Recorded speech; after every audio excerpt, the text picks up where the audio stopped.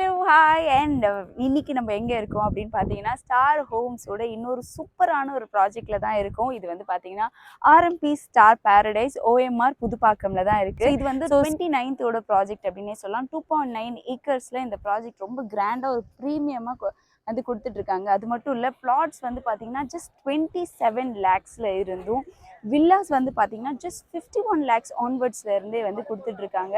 So minimum வந்து 510 square ஃபீட்ல இருந்து maximum வந்து 1716 ஸ்கொயர் ஃபீட் வரைக்குமே வந்து கொடுத்துட்ருக்காங்க.